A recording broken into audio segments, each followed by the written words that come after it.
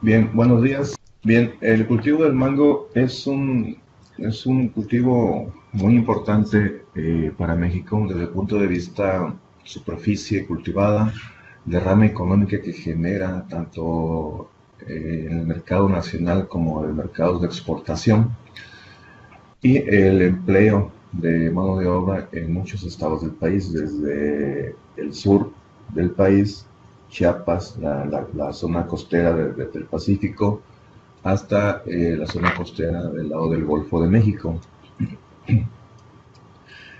Aquí podemos observar de dónde es originario el mango y cuáles son los principales países que exportan la fruta hacia Estados Unidos. En este caso, se menciona que el mango es originario del continente asiático, una zona comprendida entre India y Myanmar o la antigua Birmania.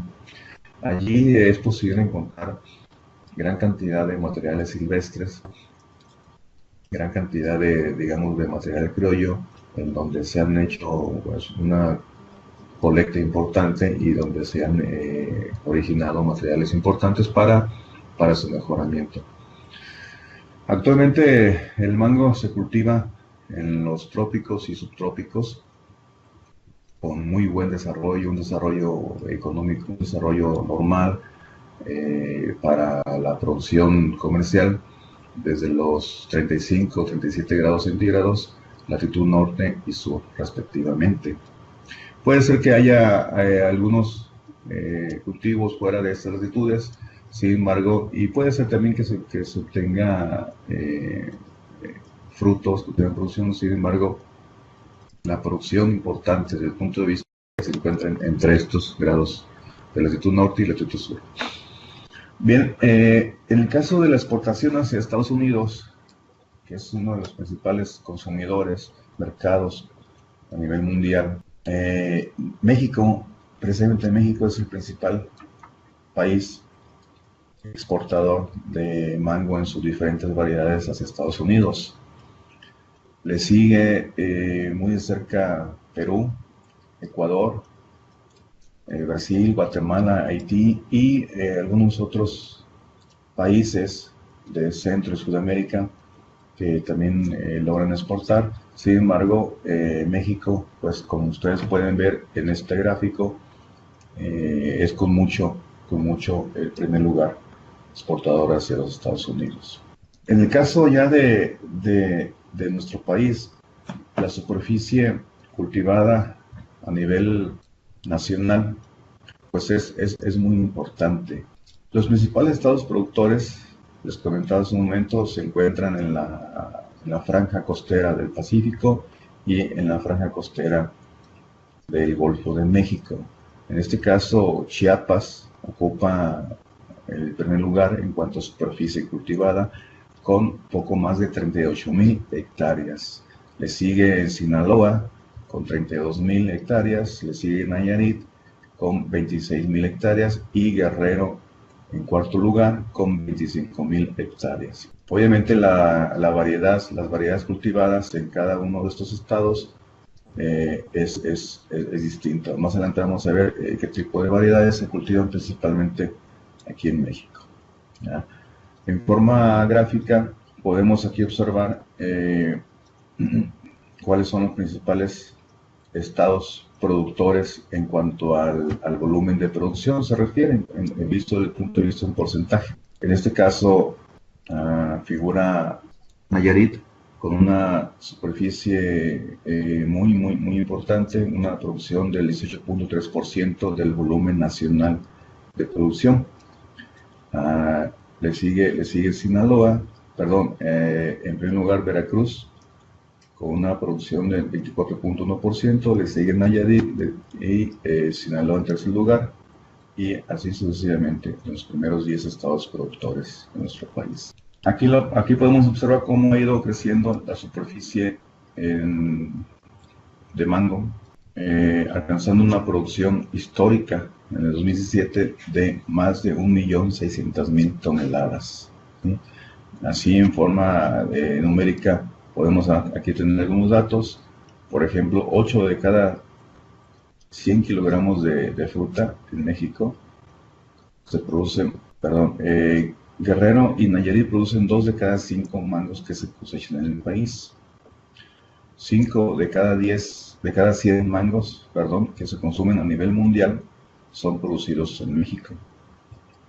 Y pues el consumo importante en nuestro país, ¿verdad? Alrededor de 12.8 kilogramos por persona al año. Perdón, se producen 12.8 kilogramos de mango por persona cada año y se consumen 10 kilogramos por persona al año en México. Siendo el principal productor a nivel mundial, en cuanto a rendimiento, pues no estamos dentro de los principales países donde se obtiene una producción importante. Aquí en México el promedio a nivel nacional debe de entre 9 y 10 toneladas por hectárea. ¿Sí? No obstante, algunos países reportan hasta 70 toneladas por hectárea, ¿verdad? Y con un promedio por ejemplo aquí Israel, promedio de 28, 22 toneladas por hectárea. Sigue Brasil con 16 toneladas por hectárea. Estos datos son de 2012, 2013 y 2014. Vemos aquí que la producción desde el 2014 respecto a 2013 pues tuvo un ligero descenso en la mayoría de los países. En el caso de México, hay zonas del país, por ejemplo en los estados de Guerrero, Oaxaca, Michoacán, donde llegan a obtener hasta 20 toneladas por hectárea. En el caso de Nayarit, por ejemplo, se ha registrado 15 toneladas por hectárea, 13 toneladas por hectárea. Obviamente esto va a depender de la variedad que se cultive, ¿verdad? Pero los promedios, considero yo, los promedios a nivel nacional, en lo que respecta a México, andan pues un poco por debajo comparado con otros países que son menos productores de mango. Claro, tiene que ver mucho el desarrollo tecnológico, la intensidad de cultivo que se tiene en estos países, ¿verdad? Israel, por ejemplo, con altas densidades de plantación y sistemas de riego por goteo, de fertilización muy avanzados, pues llegan a obtener estas producciones importantes, ¿verdad? Bien, miren, hablando ya propiamente sobre el manejo del cultivo agronómico, del cultivo del mango, la densidad de plantación depende en México de la zona del estado donde se produce el cultivo y también un tanto de la variedad. Algunos años recientes se han estado haciendo algunas evaluaciones y estableciendo nuevas plantaciones con altas densidades de árboles por hectárea. No obstante, a nivel general podemos hablar de estas superficies. Miren, por ejemplo, Ataulfo, la variedad, pues yo considero que es la más que se cultiva más en México. Por ejemplo, en Oaxaca se establecen plantaciones de 20 por 20 con una densidad de 25 árboles por hectárea. Son árboles, considero, una densidad baja, o la densidad tradicional que se utilizó desde los inicios del cultivo del mango en México. Actualmente ya las plantaciones nuevas de mango ya son mucho más intensas por hectárea. Estamos hablando de que la generalidad de cultivo de Ataulfo, por ejemplo, anda en una densidad de un marco real de 10 por 10, con una densidad de 100 árboles por hectárea. En algunas zonas se llegan a establecer altas densidades de plantación de 10 por 5, 10 por 6 o 8 por 8, ¿sí? Por ejemplo, esta otra de Tommy, que es un árbol de porte más vigoroso comparado con el Ataulfo. En Oaxaca también, por ejemplo, se cultivan a 15 por 15, con una densidad de 36 árboles por hectárea. La variedad Kid, que es de porte más bajo, son las variedades que le llaman tipo bola. La fruta son tipo bola. Comparada con el Ataulfo, pues es una alta densidad. En este caso, en Sinaloa, se están cultivando esta variedad con una distancia de 10 por 5 metros, con una densidad de 200 árboles por hectárea. Aquí en Nayarit, por ejemplo, en la zona norte del estado, se llegan a establecer plantaciones de kid de 10 por 10, con una densidad de 100 árboles por hectárea, ¿verdad? La variedad Tommy, miren que es un árbol de porte más frondoso que la variedad Kid, por ejemplo. No obstante, en Sinaloa la están cultivando con una alta densidad, con distancias de 5 por 5 y una densidad de 400 árboles por hectárea. ¿Sí? Obviamente aquí las prácticas culturales, sobre todo la de poda, la poda es una actividad muy importante y se tiene que estar teniendo especial cuidado en esa actividad para el buen desarrollo del cultivo, ¿verdad? Miren, aquí tenemos otra huerta de la variedad Kid, en el caso de la zona sur del estado de Nayarit, donde también es una zona importante. Aquí se está cultivando la variedad Kid con una densidad de 10 por 10 y una distancia de 10 por 10 y una densidad de árboles de 100 árboles por hectárea. Aquí el manejo de poda, el manejo del cultivo, pues es menos intenso comparado con una alta densidad, ¿verdad? Incluso las actividades de aplicaciones de algún producto químico, producto orgánico, aplicado al follaje, son un tanto distintas, ¿verdad? Bien, repitiendo, la densidad de árboles por hectárea, en el caso del cultivo de mango, va a depender de la zona de cultivo y obviamente de la variedad. En Chiapas, por ejemplo, que es una zona muy importante productora de la variedad Ataulfo, allá podemos observar huertas de 20 árboles por hectárea, pero son árboles de porte muy alto, en donde pues llegan a obtener una producción importante en un solo árbol, ¿verdad? Hablando de 20 árboles por hectárea, pues también es hablar de una alta producción por árbol. No obstante, la cosecha aquí considero que es un tanto laborioso comparado con árboles de porte bajo y altas densidades de producción, ¿verdad? Miren, las principales variedades que se producen y exportan en México son estas: la variedad Tommy, la variedad Kid, la variedad Hayden, la variedad Ken, considerados, le llaman mangos bola, ¿verdad? Mangos de mayor tamaño, redondos, que se producen pues prácticamente principalmente en los estados del Pacífico, hacia el norte, lo que es Michoacán, lo que es Nayarit y Sinaloa principalmente. Las variedades Ataulfo, muy importante para la producción nacional como para la exportación. De igual manera, se cultiva principalmente en los estados del Pacífico, Nayarit, Chiapas, que es el principal productor de esta variedad, Guerrero también es una zona muy importante de producción de la variedad Ataulfo. La variedad Manila, que también es importante para el mercado nacional y para el mercado de exportación. Esta se cultiva principalmente en los estados del Golfo de México, en este caso principalmente en Veracruz. Y otras variedades que, bueno, a excepción de la variedad Ataulfo, hay otras variedades, sin embargo, como cultivos comerciales aquí en México, todavía no han sido introducidos, ¿verdad? Hay, tengo entendido, un programa actual en el que se pretende introducir nuevas variedades distintas a las que se producen normalmente en México para ver qué comportamiento agronómico tiene en el país, ¿verdad?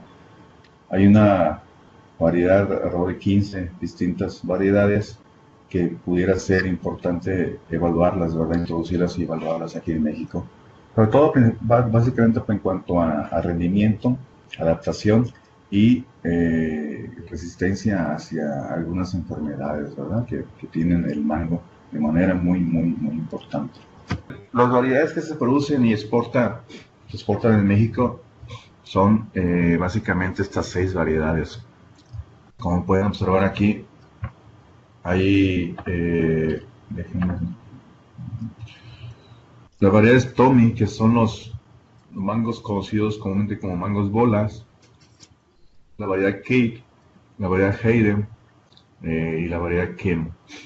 La producción de estas variedades es distinta en el estado en que se produce en México. Por ejemplo, estas variedades básicamente se cultivan en los estados del Pacífico mexicano, estados como Sinaloa, Nayarit, en la parte norte, centro-norte del estado, Michoacán, Guerrero, me parece, también cultivan estas variedades, y las variedades como Ataulfo, que es una variedad muy importante para la producción nacional, como para la exportación hacia distintos países, Estados Unidos, Canadá, Japón. Esta también de igual manera se cultiva principalmente en los estados del Pacífico, Nayarit, Chiapas, que es muy importante productor de la variedad Ataulfo, y la variedad Manila.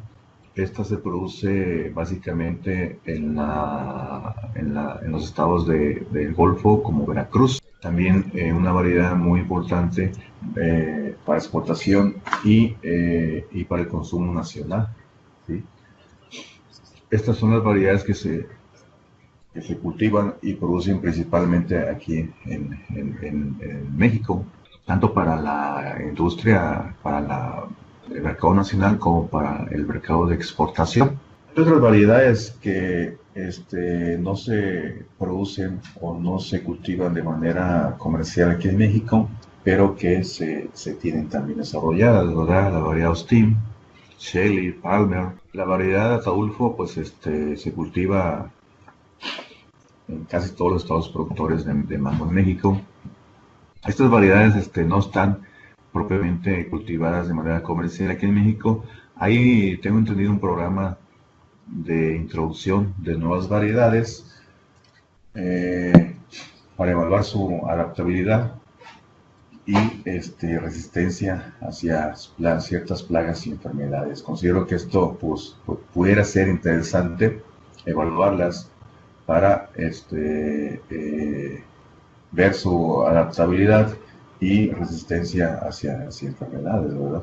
Hasta ahorita en México son estas variedades principalmente que se producen y exportan hacia otros países.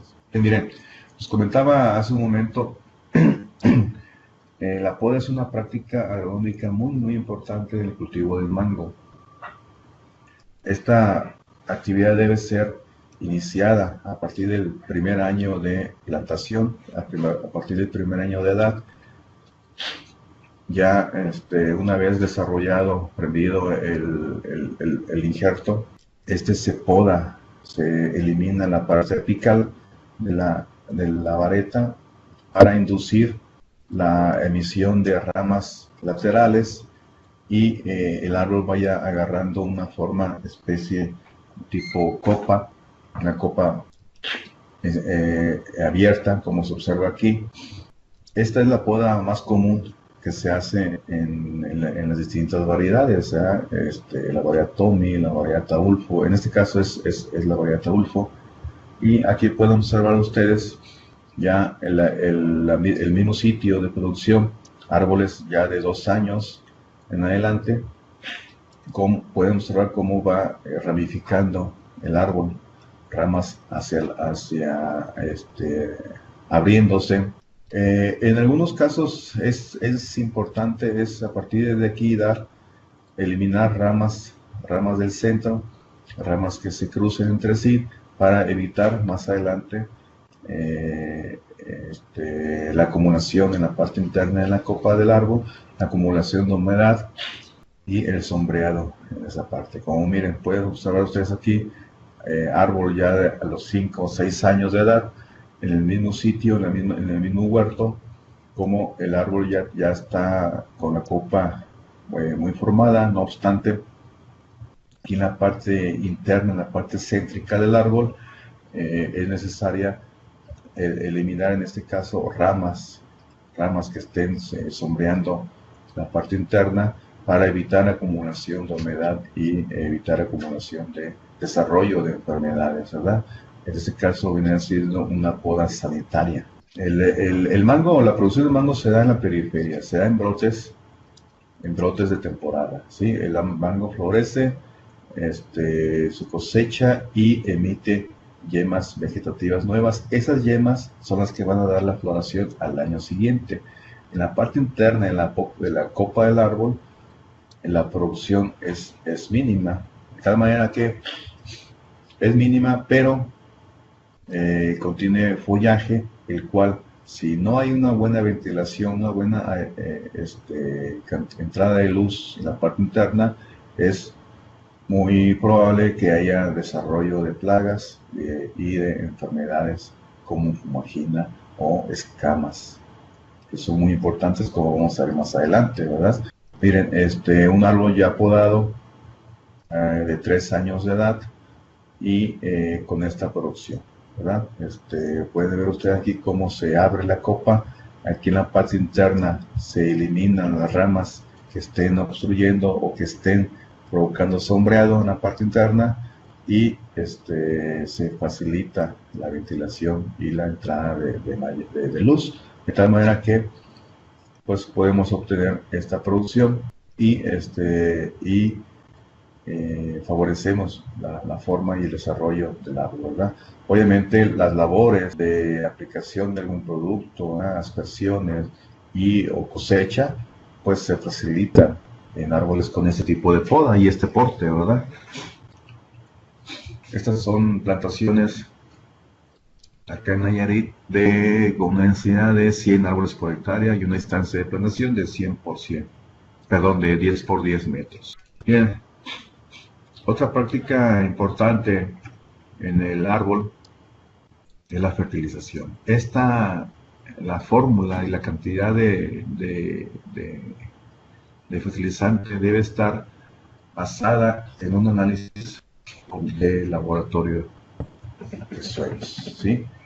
Es necesaria en toda plantación nueva y en los años subsiguientes hacer análisis de suelos para, con base en esto, determinar qué producto requiere y en qué cantidad. Así, de manera general, se recomienda una fórmula balanceada, ¿verdad? Elementos mayores enriquecida con microelementos. Aquí es importante adherir o estar con el cuidado de enriquecer estas aplicaciones con hierro, boro, zinc y magnesio. Estos elementos juegan un papel importante en la floración y en el amarre de frutos. En este caso es recomendable evitar o fertilizar con altas cantidades de nitrógeno en épocas fuera de floración, principalmente en la época posterior a las lluvias, porque una concentración alta de nitrógeno va a inducir una producción excesiva de follaje. ¿Sí? Lejos de producir flores, va a producir una mayor cantidad de follaje, y obviamente esto no es bueno, puesto que lo que se quiere es obtener una floración, ¿verdad? Miren, aquí podemos ver una huerta de kid con una densidad de 10 por 10 metros y pues una producción importante, ¿verdad? Si ustedes observan aquí, las labores de paso de maquinaria, aplicación de un producto, la cosecha misma de la fruta, se facilita, ¿verdad? Y aquí en la parte izquierda podemos ver un cultivo, en este caso es una variedad Ataulfo. Podemos ver lo que ocurre si no hay una buena poda, un buen manejo de cultivo, ¿verdad? Son las mismas densidades, árboles establecidos a 10 por 10 metros, pero en donde la poda pues no se realiza de manera correcta, o mejor dicho, no se realiza de ninguna manera, y llega a ocurrir esto, ¿verdad? Que las copas de los árboles se junten, se toquen, y esto va a provocar un sombreado en la parte interna de los árboles, entre calles, entre árboles, y aparte de dificultar las labores de cultivo, cosecha, aplicación de productos o paso de maquinaria, induce también la producción excesiva de follaje por el sombreado y pues obviamente una menor producción, ¿verdad? Entonces, repito, la poda es una práctica importante en el cultivo del mango. Bien, plagas y enfermedades. En este caso vamos a tocar al menos dos plagas que considero son las más importantes en todas las variedades que se cultivan. En este caso, una plaga relativamente pocos años de ser importante es la escama blanca del mango. Esta tuvo su origen o su detección inicial aquí en el estado de Nayarit. Quizás por ahí algunos autores ya reportaban su presencia, pero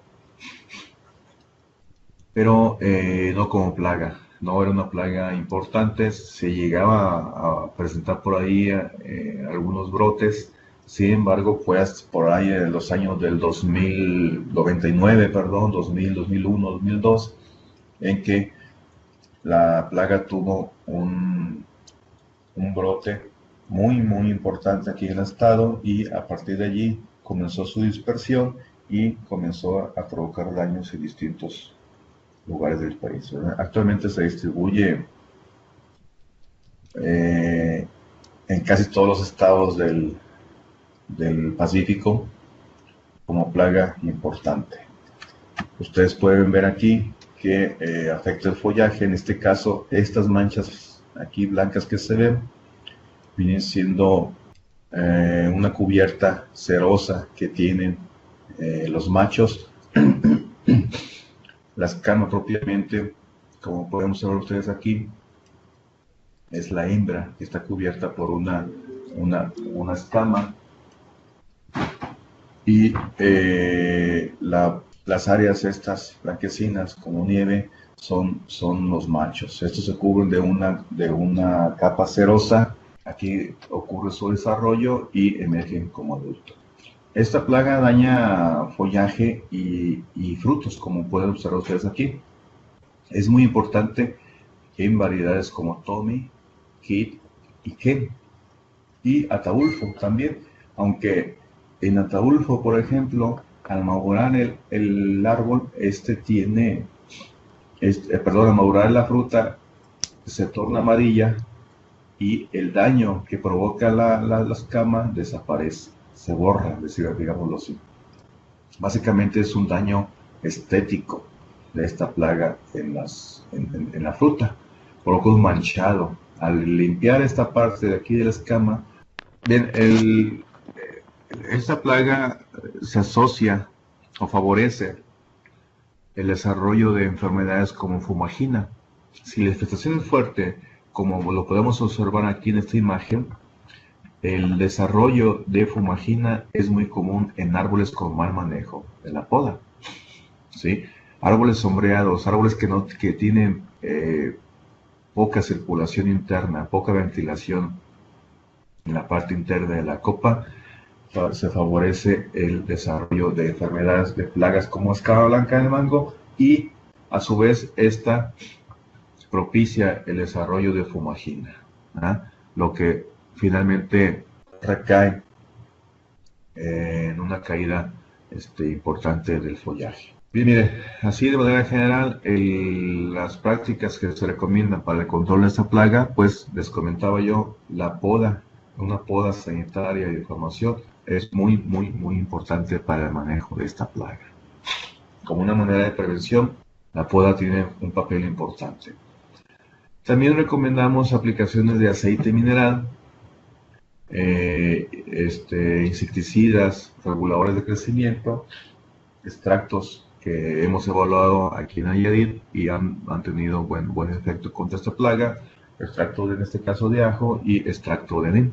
El control biológico de escamas es muy importante y en el caso del mango consideramos nosotros que prácticas que se venían realizando para el control de otras plagas como thrips, como moscas de la fruta o ácaros, la aplicación de insecticidas, consideramos que favorecieron el desarrollo de plagas como escama blanca del mango al eliminar a sus enemigos naturales.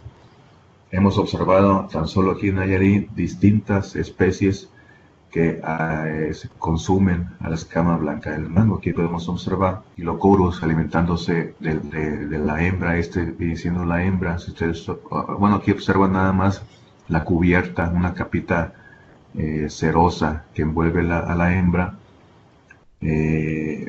Depredadores como Pentillia, que son insectos muy pequeñitos, menor de alrededor de 1 milímetro de longitud, pero que son importantes depredadores de escama blanca. Aquí podemos observar alimentándose de ninfas y de escamas.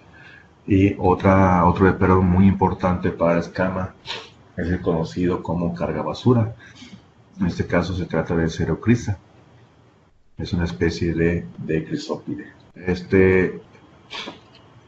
En el caso del control de escama blanca del mango es necesario el uso de productos que afecten en lo más mínimo a depredadores de esta plaga. Por eso nosotros evaluamos y recomendamos el uso de aceites minerales, extractos vegetales como seractina y el uso de jabones agrícolas.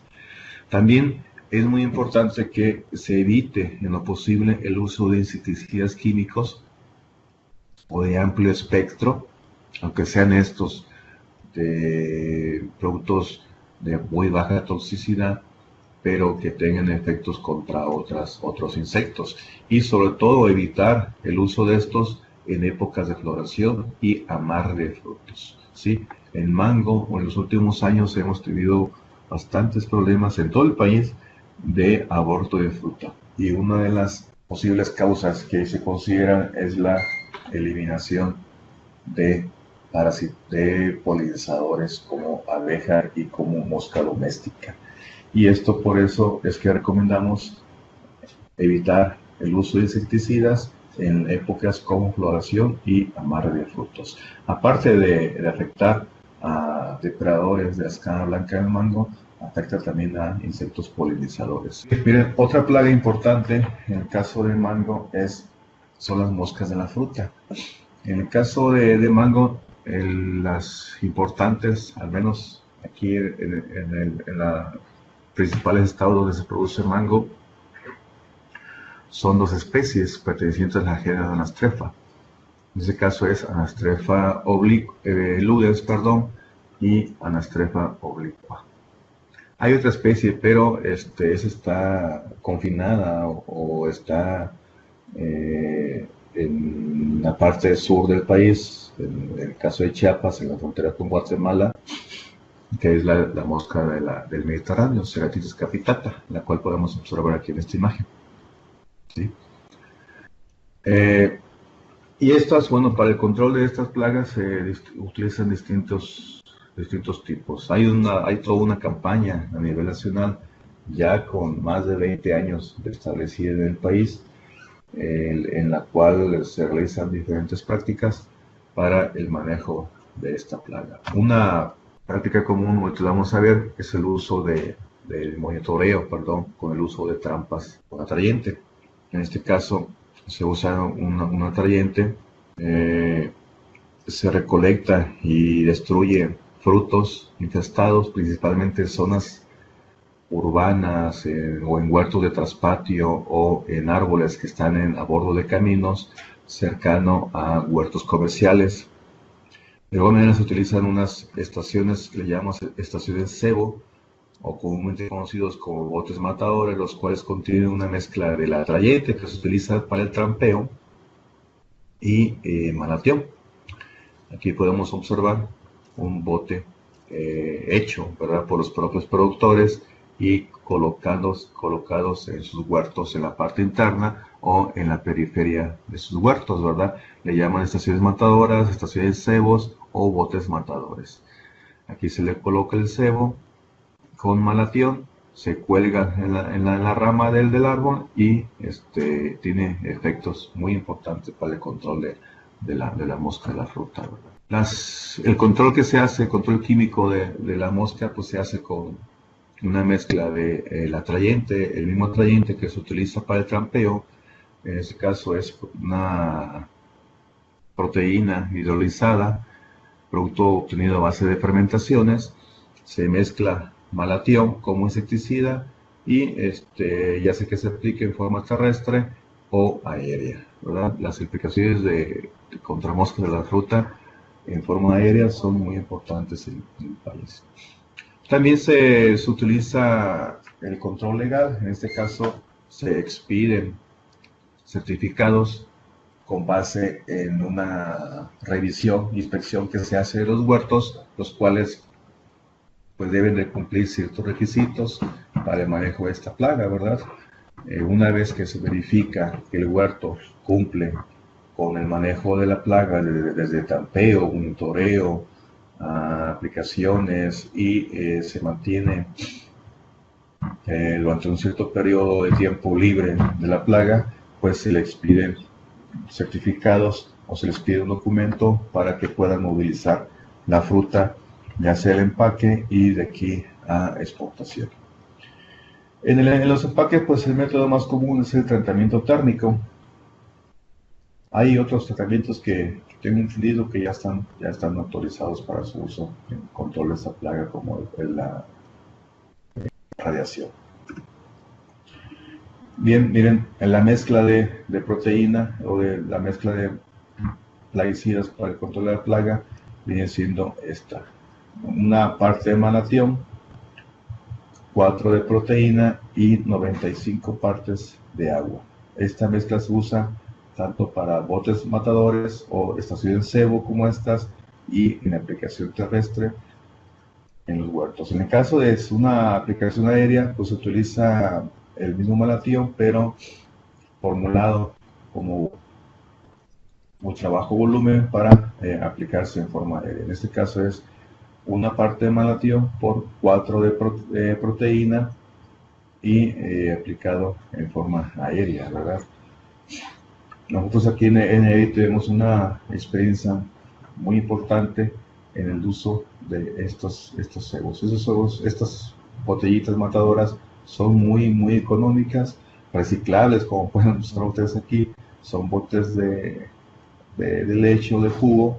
En lugar de eliminar este envase, se limpia, se lava y se pinta de esta manera. Se corta aquí una ventanita para que por allí penetren las moscas, ¿verdad? Y se cuelgan en los huertos para que ejerzan su acción de control. Miren, otro problema sanitario importante en el mango es el conocido como escoba de bruja. En este caso, las variedades más susceptibles son las variedades llamadas bolas. Les comentaba al inicio, como la variedad Tommy, la variedad Hayden, Ken, Kid, son más susceptibles a este daño, ¿verdad?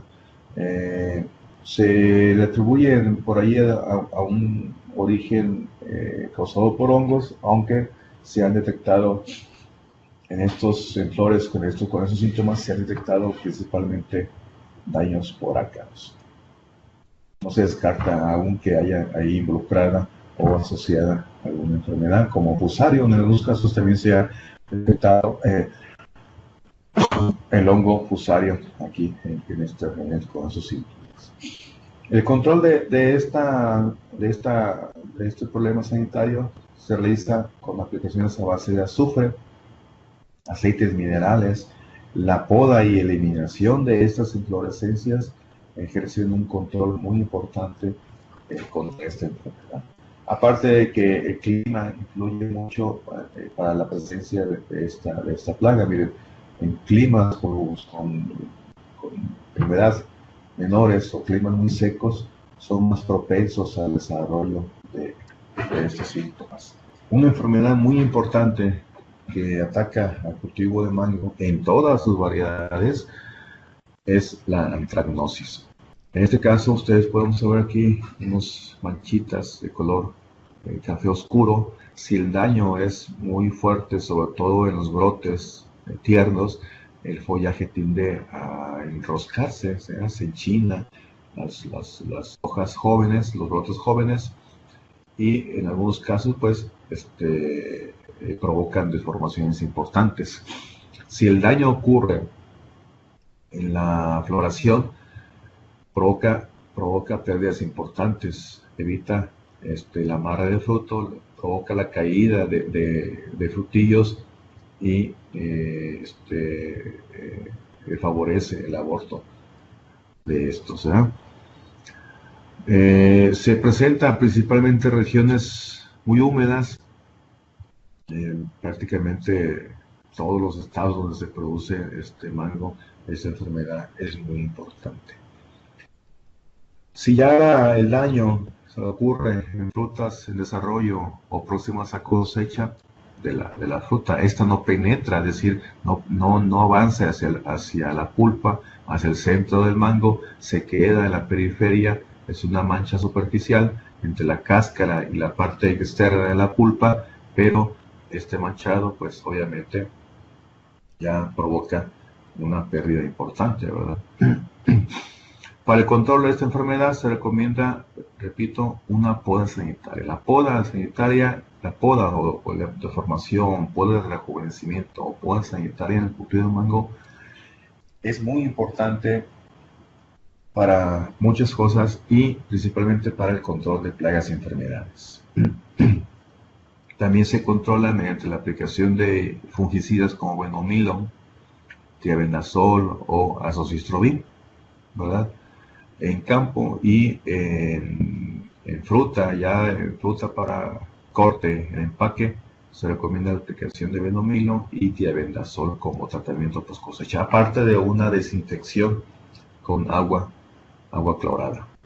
Eso es ya cuando entra al empaque. Cuando va al mercado nacional, para consumo aquí interno, mercado nacional o consumo local, es difícil que se le haga este tipo de tratamientos, y es muy común ver en los mercados, ahí en los anaqueles, en las fruterías, o incluso en las tiendas grandes, ¿verdad? Tiendas de autoservicio, es común ver fruta de mango con ese tipo de manchas. Miren, hay actualmente una gran cantidad de plaguicidas para su uso aquí en mango con registros autorizados y de los cuales podemos disponer para el manejo de plagas, ¿verdad? Productos que tienen autorización para su uso en EPA por la Agencia de Protección Ambiental de Estados Unidos, productos que tienen el registro para su aplicación aquí en México, la COFEPRIS, ¿sí? Y las plagas que esos controlan. En este caso, pues, principalmente la escama, como los comentaba yo al inicio, evitar en lo posible el uso de insecticidas de amplio espectro, favorecer o usar principalmente insecticidas como aceite parafínico o detergentes agrícolas, ¿verdad? En algunas regiones los trips, como Michoacán, como Oaxaca, Guerrero, la costa de Tierra Caliente de ahí, Michoacán y Guerrero, el daño por trips del mango llega a ser muy importante. Bien, este cuadro muestra los insecticidas que pueden ser utilizados para el control de diferentes tipos de plagas en el caso del mango.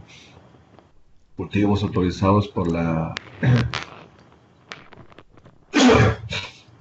Agencia de Protección Ambiental, aunque nosotros recomendamos básicamente el uso de aceites parafínicos, el uso de productos como Spinosad para el caso de moscas de la fruta, el uso de amectina para el caso de ácaros y algunos detergentes agrícolas, ¿verdad? Evitar en lo posible la aplicación de insecticidas de amplio espectro, como piretroides, como metilación u otros insecticidas que pueden afectar a diferentes plagas y o depredadores de las plagas. En cualquier caso, al aplicar un insecticida, un plaguicida, en el caso del mango, debemos tener presente siempre esto. Hay plagas que están presentes como plagas principales, las cuales están todo el tiempo, son las más evidentes, son las que provocan los daños principales y sobre las cuales se aplican métodos de control, ¿verdad? Moscas de la fruta, antracnosis, escoba de bruja, escama blanca, trips en algunas zonas, como comentaba a su momento, y plagas secundarias, plagas que están presentes, pero que en términos económicos no son importantes, no provocan un daño de consideración. Debemos tener en cuenta que al hacer algún tratamiento con insecticidas de amplio espectro, controlamos la plaga principal, pero eliminamos algunos parasitoides, depredadores, o se controla la plaga, queda ahí un nicho disponible para que una plaga secundaria lo ocupe y tome el lugar de plaga principal. Comienzan a incrementarse sus niveles poblacionales y de ser una plaga secundaria a una plaga terciaria pasa a ser una plaga principal. Esto, repito, se da por la reducción de enemigos naturales de esta plaga secundaria. En algunos casos el plaguicida provoca cambios en la fisiología de la plaga secundaria, cambios en su comportamiento como ciclos de vida y se convierte en una plaga principal, ¿verdad? Consideramos que esto ocurrió en el caso de la escama blanca del mango. Aplicaciones de plaguicidas para controlar de trips, para controlar moscas de la fruta, provocaron un desequilibrio, una eliminación de enemigos naturales y provocaron que la escama blanca tomara el lugar de plaga principal en algunas regiones productoras de mango. Entonces, repito, debemos tener cuidado de utilizar alguna práctica de control contra una plaga, pensar asimismo, tener identificada y pensar asimismo en que pueda haber la resurgencia de una plaga, el reemplazo de una plaga secundaria. Ocurre otra situación. En el caso de una plaga principal, al hacer uso de insecticidas, se controla a la plaga en un momento dado, pero resulta que posteriormente el siguiente ciclo de cultivo o el siguiente ciclo en términos biológicos de la plaga, el incremento poblacional después de haberla controlado es superior al nivel poblacional en que se encontraba antes de la aplicación de un insecticida. Eso se le conoce como resurgencia, ¿sí? Hay que tener cuidado en este caso de utilizar productos que afecten a la fauna benéfica que esté manteniendo a la plaga principal en estos niveles, ¿sí? De tal manera que al momento de controlar a la plaga, provocamos una disminución importante de su nivel poblacional, pero más adelante resurgirá y el nivel poblacional será mayor al que tenía en el inicio, ¿sí? Estos dos escenarios, uno en el que puede una plaga secundaria reemplazar a una plaga principal y otro escenario en el que la plaga principal, mediante la aplicación del control con un insecticida, provoque que un incremento poblacional sea mayor al que teníamos cuando se utilizó este método de control. Bien, miren, la cosecha de mango, así se viene dando como está aquí en la imagen. La temporada de mango inicia en la parte sur del estado de México, perdón, en la parte de Chiapas. La cosecha inicia en esta etapa. Estamos hablando de los meses de enero, febrero. Conforme va avanzando en los meses, va también avanzando la cosecha hacia los estados del norte del país. Algunas zonas aquí importantes, aquí entre Michoacán y Oaxaca, Guerrero, que realizan prácticas de inducción de la floración, llegan a obtener cultivo y cosecha en los meses de diciembre y enero, ¿verdad? Pero son algunas zonas aquí muy localizadas entre Michoacán y Guerrero, y también en Oaxaca tengo entendido que se hacen estas prácticas de control. Pero de manera natural, de manera normal, la cosecha del mango es así como está aquí en los meses de febrero, marzo, y avanza hacia los meses de mayo, de junio, de julio, hacia la zona norte del país, ¿verdad? Hasta cosecharse acá en agosto, septiembre, en la parte norte y sur norte de Sonora, perdón, de Sinaloa y sur de Sonora. Aquí hay una zona aquí pequeña donde se cultiva mango también, ¿verdad? Bien, de mi parte sería todo. Aquí están mis datos, ustedes con toda confianza pueden llamarme o mandarme un correo a esta dirección, y cualquier duda que tengan, con gusto se las estaré resolviendo. De mi parte sería todo.